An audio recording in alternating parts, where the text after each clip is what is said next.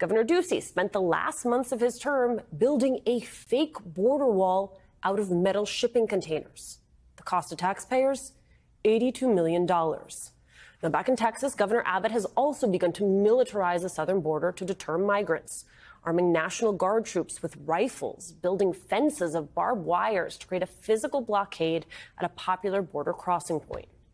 Republicans have attempted to portray these stunts as acts of protest in order to start a conversation about what they say is an immigration crisis in this country. Dropping off busloads of migrants on the sidewalk in the freezing cold on Christmas Eve isn't about finding solutions or answers or caring for thy neighbor. No, it is about raw politics. It is political theater, and the cruelty is the point. And so is furthering their own political self-interest. Greg Abbott, Ron DeSantis, Doug Ducey, they are all trying to showcase their pro-Trump bona fides on immigration in order to best position themselves for the presidential race in 2024. They are using human beings as political footballs, stacking up metal boxes on federal land, building sporadic barbed wire fences. That's not well-intentioned efforts at immigration reform. It's all about trying to win the support of the base to boost their chances in a primary. And Republican leaders are stoking the embers of a self-made crisis against the backdrop of what really has been a crisis for migrants seeking asylum in the United States. Back in 2020, at the start of the pandemic, Donald Trump activated a piece of arcane law called Title 42. Basically lets the president close the borders to anyone seeking asylum in this country for the purpose of maintaining public health. It allows border agents to turn away anyone fleeing from danger, seeking refuge in this country without so much as a hearing. Around 1 million asylum seekers are estimated to have been turned away at the U.S. border crossings since it went into effect. And this month, Title 42 was set to expire. Thousands of migrants have been queuing up at the southern border, waiting for the chance to seek asylum again. And so rather than propose any actual immigration reform measures, a group of Republican lawmakers sued the Biden administration to try and keep the public health law in effect indefinitely. The case now before the Supreme Court. And just tonight, there was a big development. The Supreme Court ruled that the policy of turning away asylum seekers will stay in place until the court can fully consider the case. Title 42 is not immigration policy meant for extended use. It's a public health measure that Republicans are now using as a political cudgel to advance their anti-immigrant agenda, in line with their other stunts and their other tactics.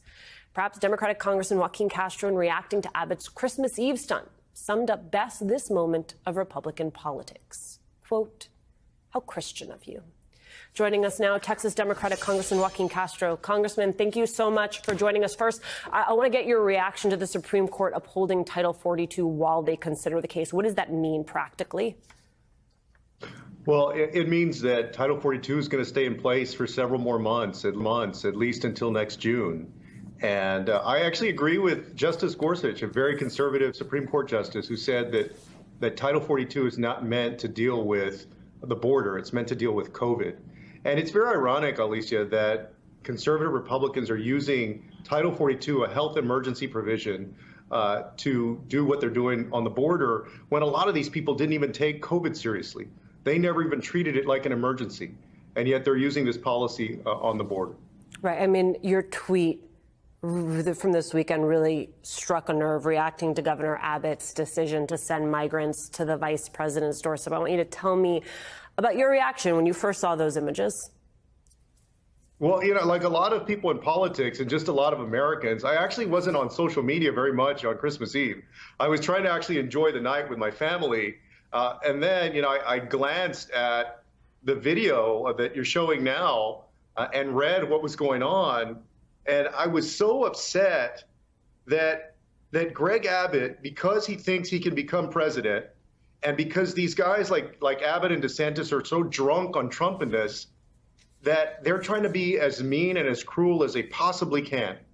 And to dump these people off in 18-degree weather. You see the video there, that young boy just has a sweatshirt on, a sweatshirt. You think about all the parents and their kids when you take them out, even if it's 40 degrees, 18-degree weather, little kids with a sweatshirt on, and you're just going to dump them on the side of a road near the vice president's house because you want to show how tough you are and how cruel you are, and you want to be meaner than Ron DeSantis because you believe that that's the way to win in the era of Donald Trump. I mean, it's just heartless. It's just completely heartless.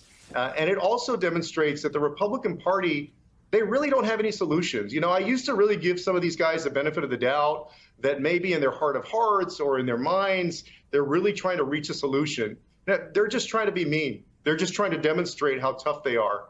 They're trying to play to a certain base. And there is a sizable base of the Republican Party right now that eats this stuff up. They absolutely love it. And you see them all over Twitter, you see them all over social media, and that's part of what fuels these guys. If that is true, right, if you have this anti-immigrant behavior, this cruelty because of the lead up to 2024, I wonder then what you think the antidote to that is.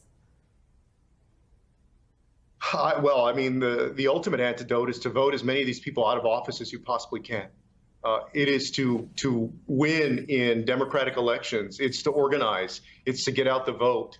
But you would hope that the Republican Party also would correct itself at some point, that they would get out of this era of Donald Trump and take a lesson from the 2022 elections where they were supposed to win all these seats, that it was going to be a red wave, and then they got beat. They got pushed back by the American people.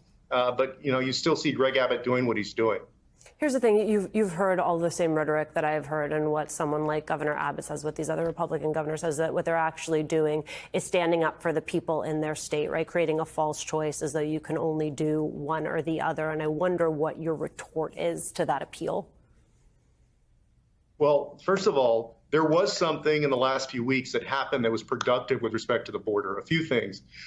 For example, I introduced a bill on controlling small arms trafficking, the small arms that are going to Mexico.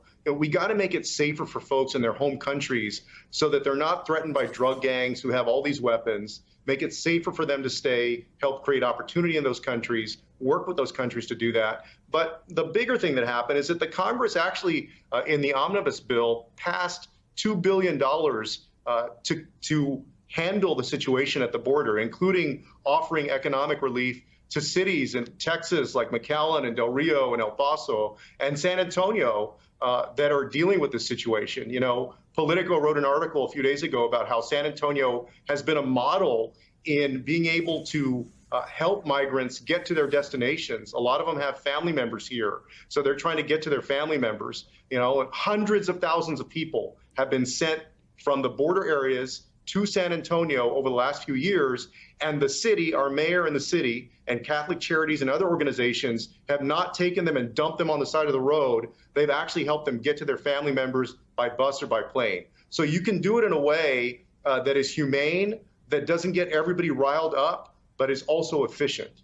I don't need to tell you, Congressman, that what happens is at our border is a fraction of U.S. immigration policy. We're actually talking about a much bigger, broader system. Do you think this upcoming Congress can get anything done that actually addresses some of the systemic issues that we see when it comes to immigration in America? Yeah, look, we absolutely could. You've got a Democratic president, a Democratic Senate, and a Republican House.